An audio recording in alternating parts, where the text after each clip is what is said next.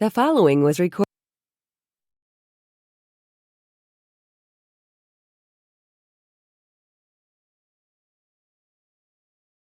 The following was recorded in front of a live studio audience at the Studio 21 Podcast Cafe. This is the United Podcast Network.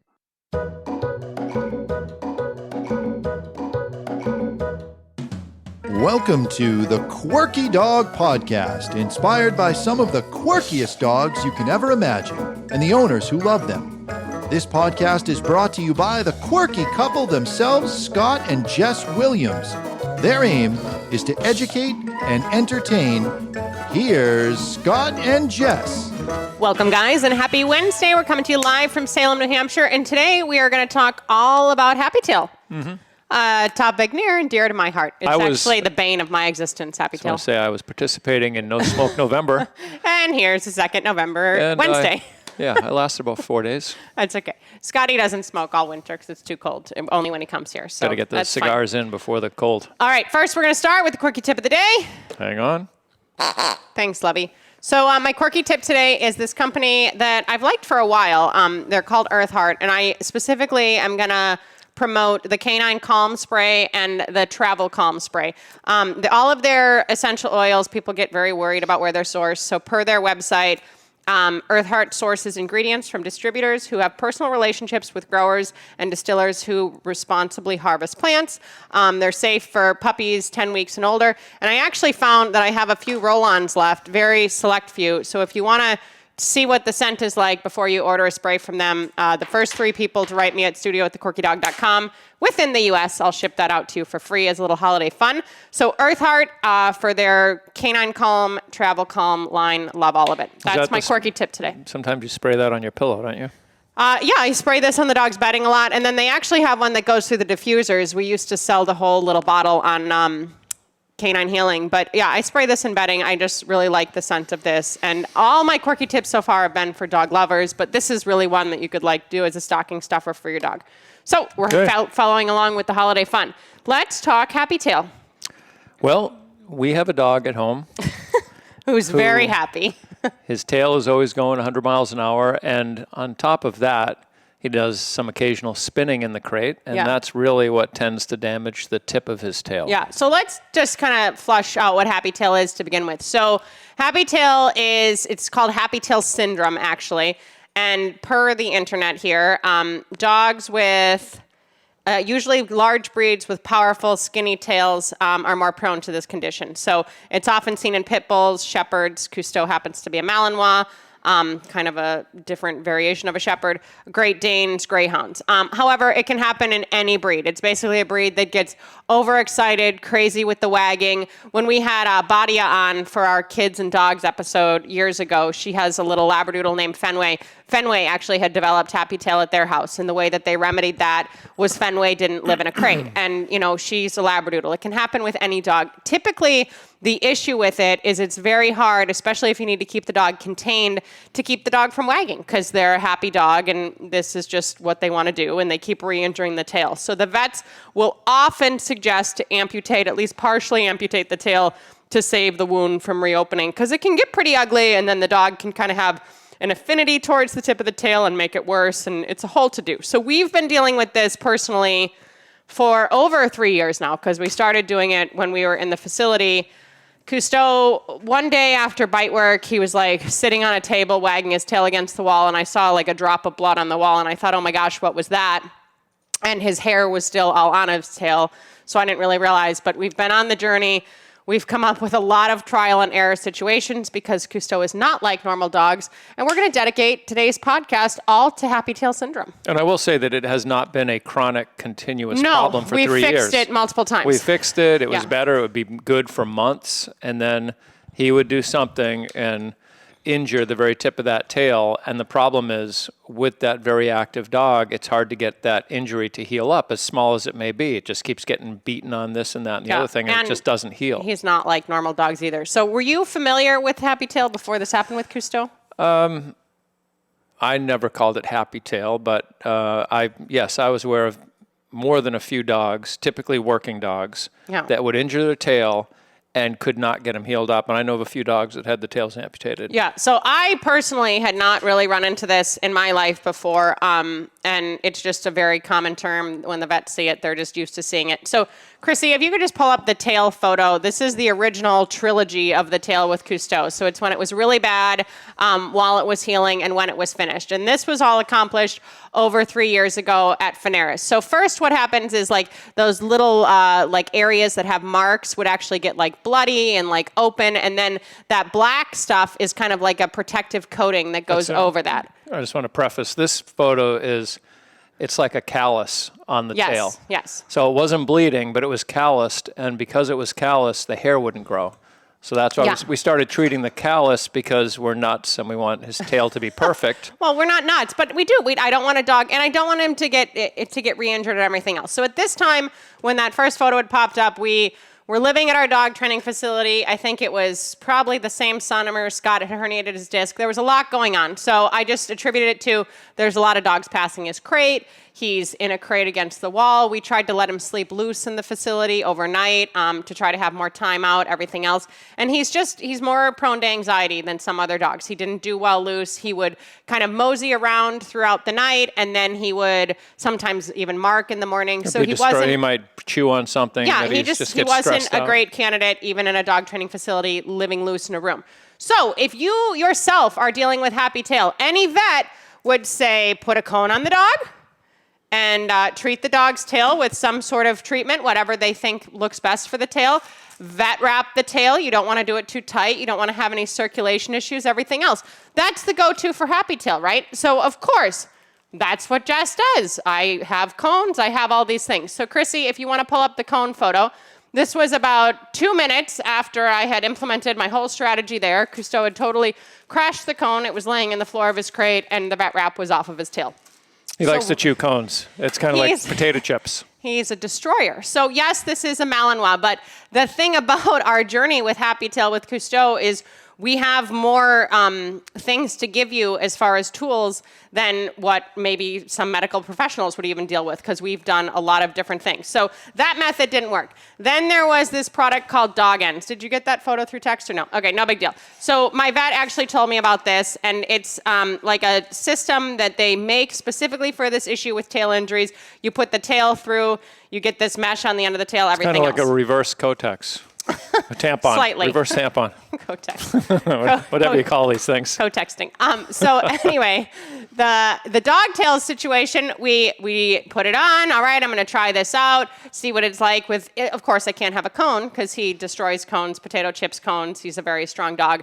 And he just ripped that off within, 2 minutes there. So I think he just wagged his tail and it went flying across the room, something like that. Yeah, it's just...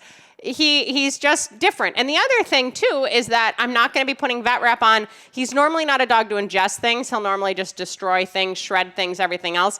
But I don't want to have a tail injury, and now this leads to some sort of obstruction, right?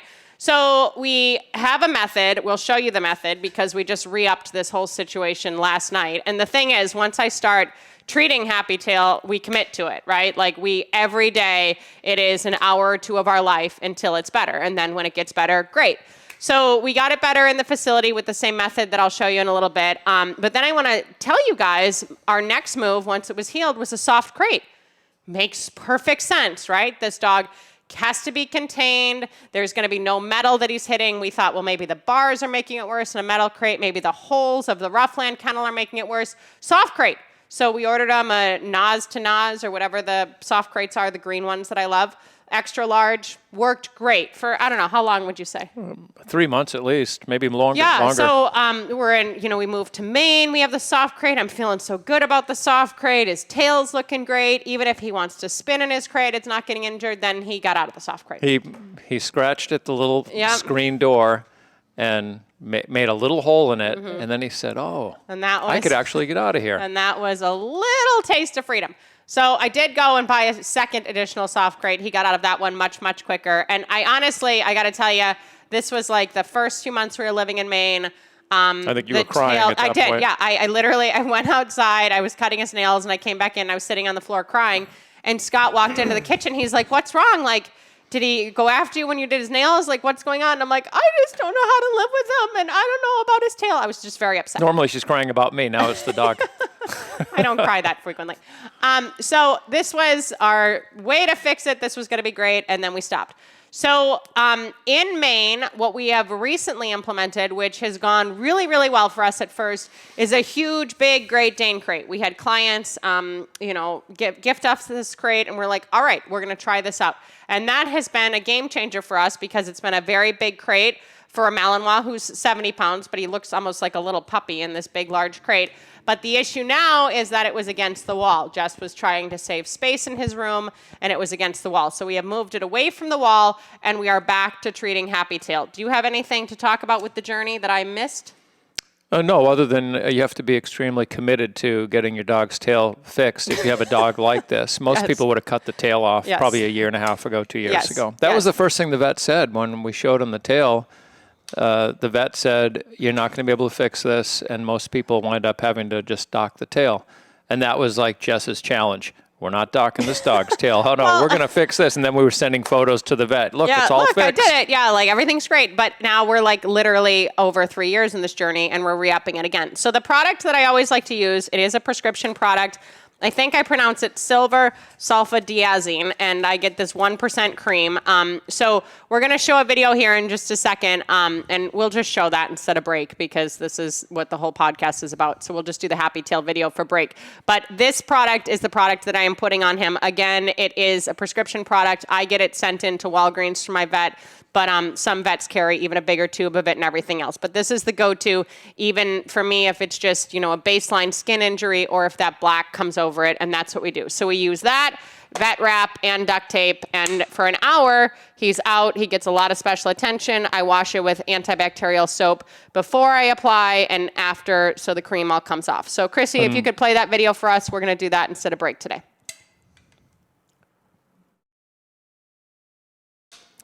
Give her just a second. And what this product does is it softens up the callus so that the hair can grow back. That's the whole point of this medicine that we put on. Yeah. Okay. This is last night in Maine at our house. Stay there. It's okay. You give me his leash. Good boy. Gotta get it all cleaned up. Stay. Antibacterial soap. Nice and clean. Oh, you're okay. I know.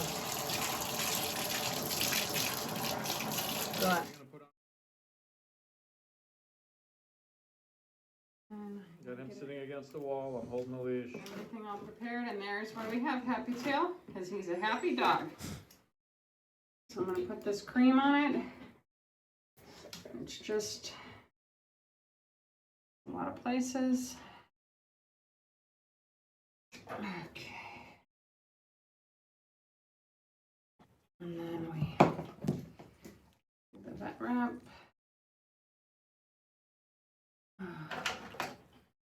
No, we don't want a happy dog, so we try to not have the wagging.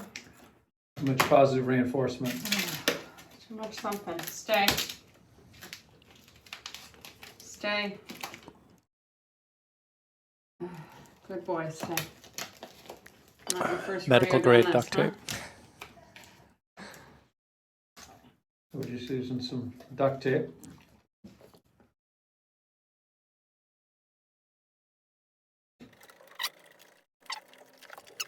I fast forward just to save time here. I'm not skipping anything, and I just kissed him there.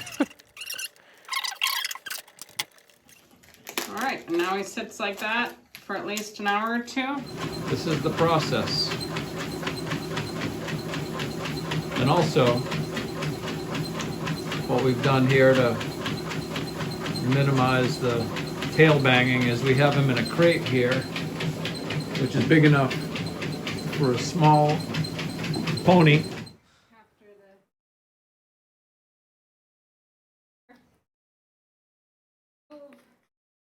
Like magic. This.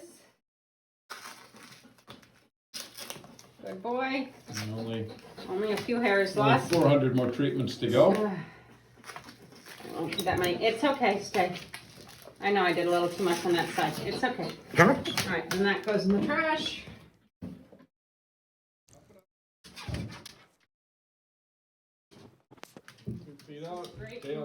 bath. And then we washed it all off. Back to tail. No more Silvadine. Good boy.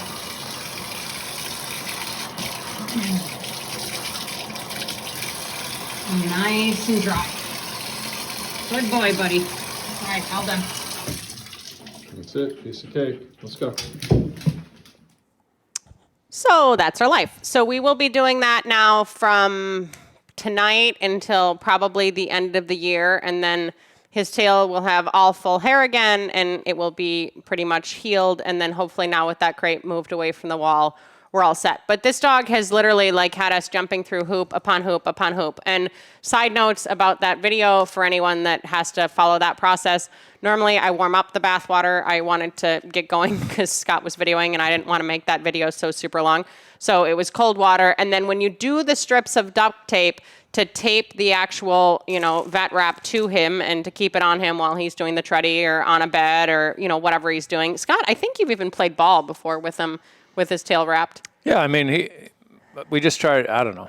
I just want to keep him distracted from it. We want it to be functional, that it won't come off. Well, but he could be on his bed chewing on a marrow for an hour easily and not mess with his tail. But those strips of duct tape, make sure they're nice and thin, because then when I was removing the one on the back actually pulls out some hair farther up. He's pretty tolerant of me and all of our nonsense. This is not his first rodeo doing this. You can see he's very used to. I'm at my wall, I'm in my tub, I'm doing my stuff. But this is how we fix it. So it will go from... it doesn't look quite as black as that first picture that we showed from a few years ago, but it definitely needs to be treated. And for the hair to grow back, if we don't treat this, it's not going to happen. And now it's going to be winter. He's going to be cold. And I don't want him spinning around and blood flying around. That's not how I like to live with dogs. So that is our personal experience with Happy Tail. And it has been a long journey, again, almost the bane of my existence. But we're back on. We're committing to it. And we will be doing that every night. And it's a good hour or two that he gets of attention, because this cream needs to soak into him and actually heal, and he needs time to deal with it. He's never actually chewed the tail. No. He's just doing this from just spinning and banging and being a Mal. He's a high drive Malinois. He likes to say, hey, all the dogs are going out. I hear them. And he's zoom, zoom, zoom, like NASCAR. And the hunting labs can be like that too. Yeah, They're just slamming that tail all over the place all the time. The pitties get it a lot. Any dog that's really high drive that can be really happy. And I was doing some research on this last night. There's actually a dog tail saver product now that they make. It's a company, I think, out of Illinois. And it's kind of like a wrap that's on the tail, kind of like you would put like sock, big sleeve. Like you would put like your bow if you're like a string instrument player or something like that, kind of like sleeve of stuff, and then it's like clipped all over the body.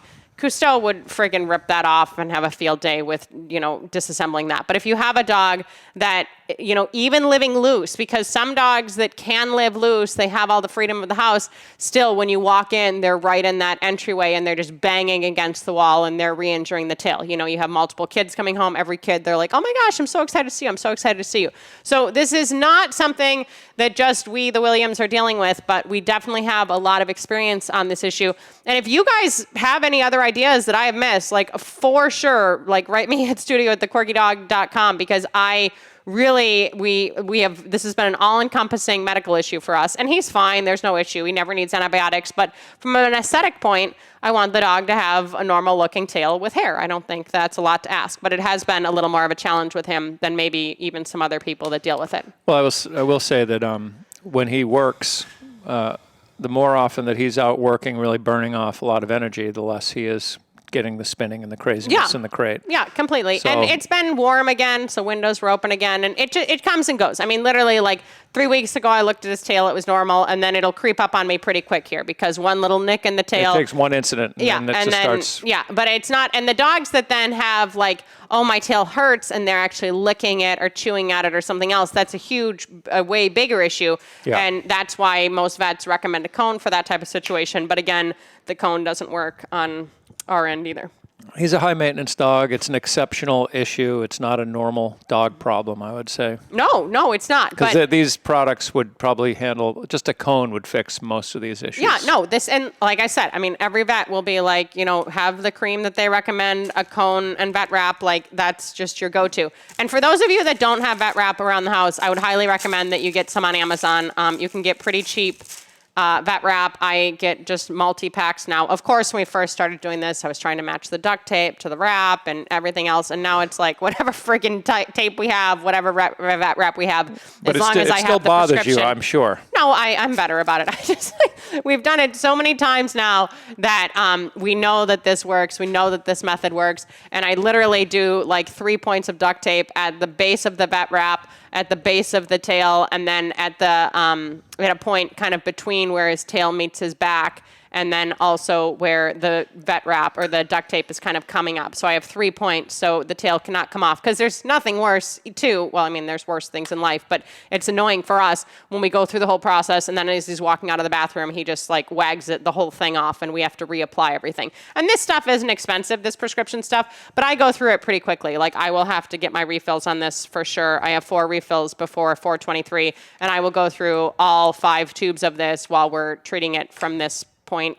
And I think by 2023 it should look normal, don't you? Oh yeah. It normally doesn't take too long, but we have to commit. It can't be like we do it once a week. It gets better very quickly. Yeah, and it's just the type of thing. Like I have to be in the mode. Like, all right, we're doing this. Like this is, because it's my bathtub too. Not a big issue. Love Cousteau dearly, but like I'm not gonna always be going to take a bath. I don't want to clean out my tub every time. I took a shower in that tub this morning, but it's just a whole process. But once we're there and we commit, it gets better. And hopefully now that he's in his Great Dane crate, moved away from the wall, everything is all set. But just take note, guys, that if you're a vet, the first thing they say is like, oh, we have to do partial amputation. Like, oh, you're not going to fix that on your own.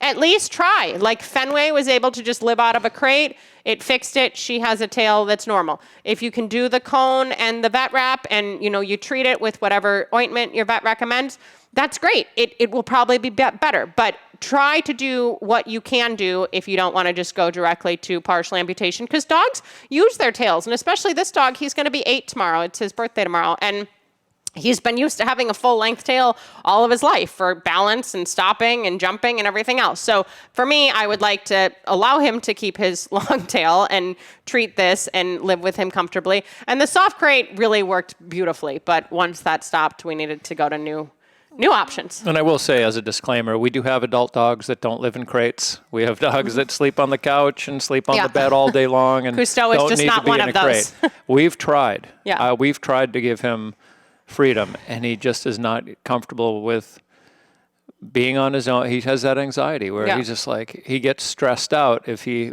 has too much freedom and there isn't a human in there. He just all of a sudden, like we've had him on camera.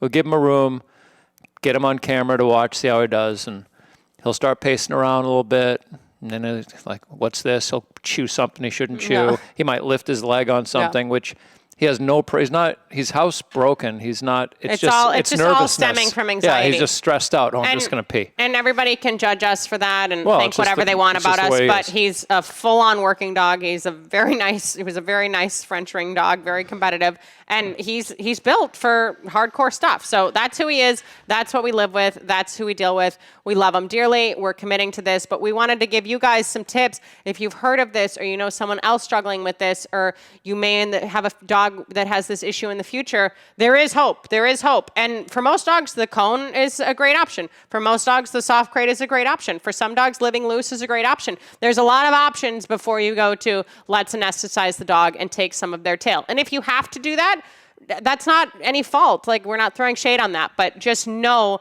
that there are other steps you can take before you head there. And he'd be good out, like he spends a fair amount of time outdoors, which is a good option, just so he has time where he's not in that crate and he's not interacting with us. He can just be out in the yard, and that's good. But when we're in and out of that house all the time, we're not going to leave him just loose in the yard. We don't leave any dogs in the yard and not be home, that's for sure. And it's getting colder. That's not it's not a viable long-term option. Maybe if Scott was in California, it would be different. But that is our life with Cousteau. That is our journey with Happy Tail, and it is not our first frickin' rodeo. So we'll give you guys an update on how that's going. Like I said, I think towards the end of 2022, we should have this wrapped up and he'll look all sparkly again. The other thing I wanted to mention with him in particular is that when I was in California, you mentioned California, I had dog runs. So I'd leave my dogs outside, and they had shade cloth over the dog runs. They actually had a roof and shade cloth, and I had the misters in there and all that. So they could be out in those runs all day long. And the dogs did fine for the most part. This dog, if you put him in a run, he will spin. He'll start running. He lost 10 pounds in 10 days when we left him at a kennel that had a run. Yeah. So we could go on vacation. He looked like he was like on death's doorstep. Yeah, he was. So that wasn't good either.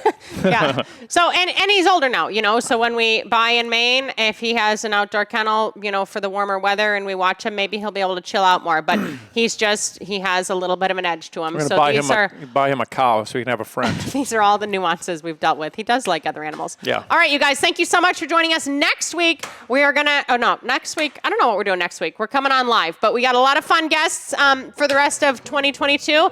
And in the meantime, keep it quirky. Take care, guys. The views and opinions expressed by the hosts, guests, or callers of this program do not necessarily reflect the opinions of the Studio 21 Podcast Cafe, the United Podcast Network, its partners, or affiliates.